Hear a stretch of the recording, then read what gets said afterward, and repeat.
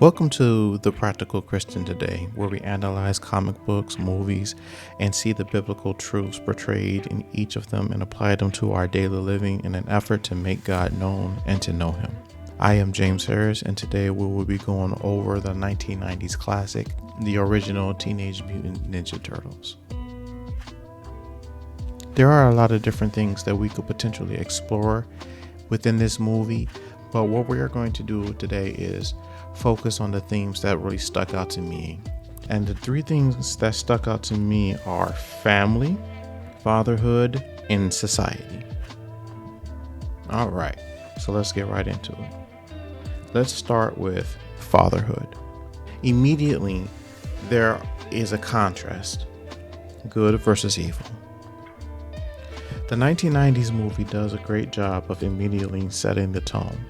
It pulls no punches and letting us know that the city is in disorder. The culprits are teenagers aided by ninjas led by no other than the Shredder. Shredder holds the youth, therefore, he holds the future. Upon threat of discovery, Shredder sends his troops to shut down the reporter, April O'Neil. The forces of darkness are held back by four teenagers who are trained and taught to do right by their father, Splinter. Now, immediately, I would like to jump right into the fatherhood section, or what I saw to be a contrast between good fathering and bad fathering. The good father figure is Splinter. He trains his sons to be self-sufficient, to work as a team, and to fight their own battles. Master Splinter grounds Leonardo in the moment, reminding him that it is important that a leader remain vigilant even in victory. Master Splinter tempers Raphael's hot-headedness and aggressiveness, reminding him that hot tempers and anger leads him to isolation, but that type of battle is not a battle that should be fought alone. Splinter gives focus to Michelangelo's mind whenever there is a serious topic that needs to be discussed. And he gives contemplation to Donatello's ever-curious mind by just letting them know an ominous tone right off the bat that Splinter will not always be there. Splinter in the 1990s classic is sought as the guiding hand that empowers his sons to do good and to help others. Contrast that with Master Shredder, bad fathering, obviously. Shredder trains his soldiers to blindly find his orders, preying on the outcast sons of the world and indoctrinating them with evil ideology, and ultimately trains them to die for him and his cause.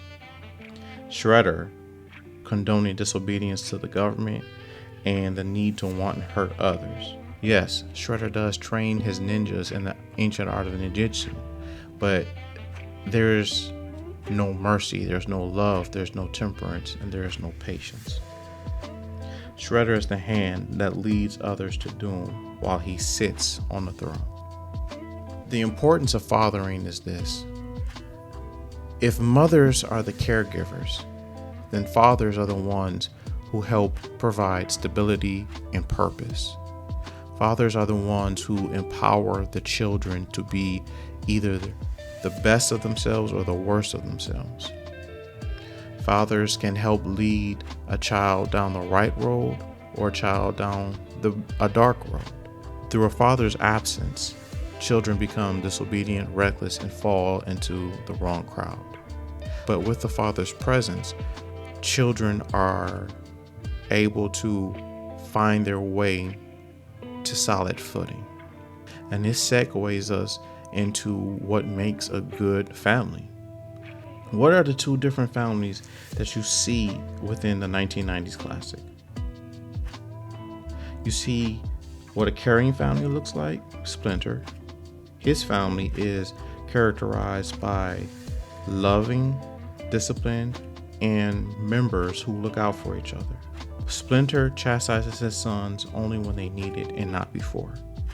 Every time he speaks, Splinter's voice carries weight, wisdom, and emotion. There is no mistake that Master Splinter loves Leonardo, Raphael, Michelangelo, and Donatello. And he is training them so that they can be the best versions of who they are. Does he get annoyed with them? Yes, but not to the point where he overly corrects them. He lets them find their own way. Now contrast that with the family that the Shredder is raising. His is controlled, manipulated, and carries with it the elusive promise of freedom. Shredder can be seen as an unforgiving shadow that tolerates no weakness, no failure, no mercy, no love. But he promises liberation through dominance of the system that has ostracized each child. Shredder's voice is strong, but every time he speaks, it carries with it the booming loom of threat, anger, and destruction. Only effort, discipline, loyalty earn the right to wear the dragon doji. You are here because the outside world rejects you. So, I want to ask my audience a quick question. Which family would you rather your child be raised in? The one that trains them to do good, to act with humility, to act with compassion, to be the best versions of themselves?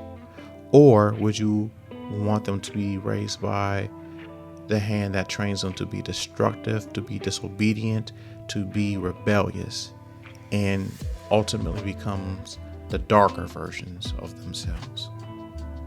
That's just a segue.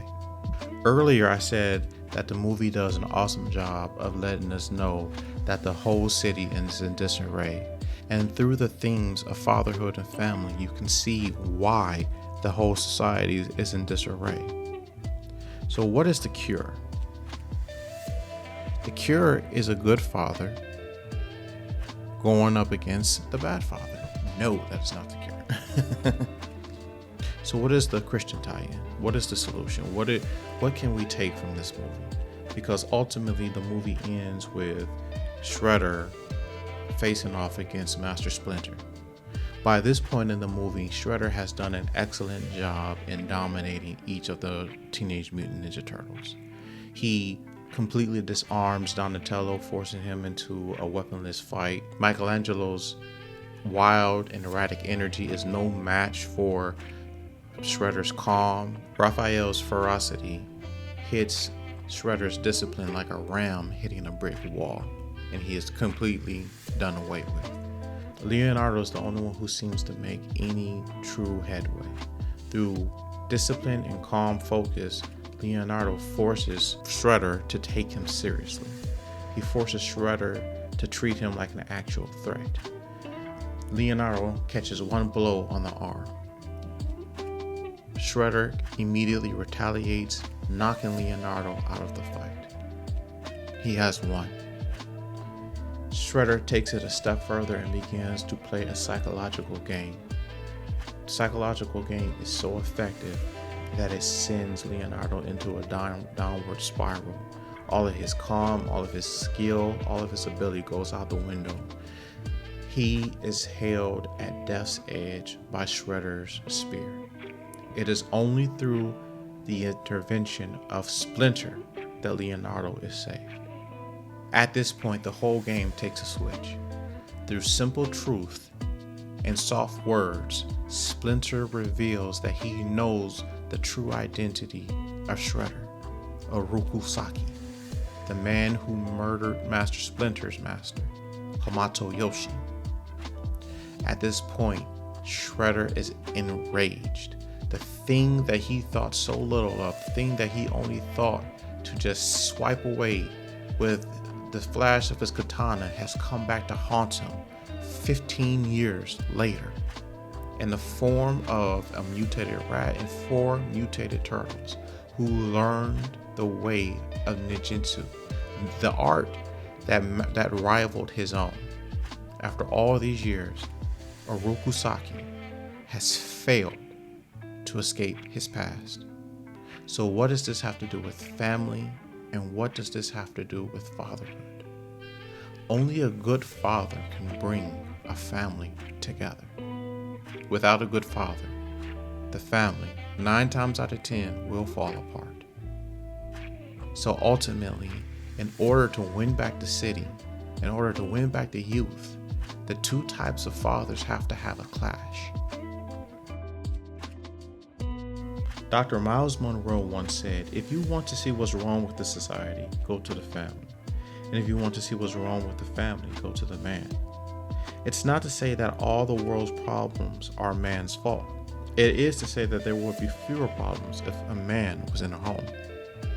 Splinter guided his sons so well that when he was ultimately abducted, the children did not stray from the path of his teachings. As a matter of fact, the turtles spend most of their time searching for Splinter and not giving up hope that he was still alive.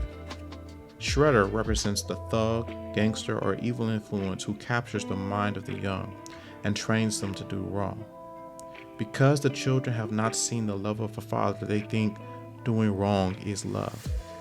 When Shredder is defeated, the young men are left alone in a world that will ultimately prey on them again if they do not find their way home. Mind you, Splinter didn't even know Shredder was alive at this time he was training the turtles. He was just doing the right thing. Right and wrong are always bound to clash. Until the return of Jesus, evil will always be present. That doesn't mean we have to let it rule.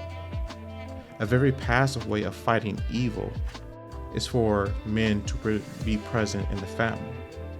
Our very presence fends off evil, cutting off another potential recruit from Satan, thereby living out the gospel of Christ. Romans 12:1-2 says, I beseech you therefore by the mercies of God, that you present your bodies a living sacrifice, wholly acceptable to God, which is your reasonable service. And do not be conformed to this world, but be ye transformed by the renewing of your mind, that you may prove what is that good and acceptable and perfect will of God. The better way to fight evil is in our everyday lives. We are no longer of the world, and so therefore we cannot deal with evil the way we used to. And God is calling us men to be present in our homes. This is the way we fight evil. This is the way we fend off those who would prey on the children of the world. But if that's not good enough for you, there is another way of fighting evil outlined in Romans 13:1-4. And it says, let every soul be subject to the governing authorities, for there is no authority except from God, and the authorities that exist are appointed by God. Therefore, whoever resists the authorities resists the ordinances of God, and those who resist will be judgment on themselves. For rulers are not a terror to good works, but to evil. Do you want to be afraid of the authority? Do what is good, and you will have praise from the same. For he is God's minister to you for good. But if you do evil, be afraid, for he does not bear the sword in vain. For he is God's minister, an avenger to execute wrath on him who practices evil. According to this scripture, a very practical way that men can fight evil is to become a senator that can legislate laws that would stop the hands of evil. As a policeman, you can actively defend pedestrians against criminals.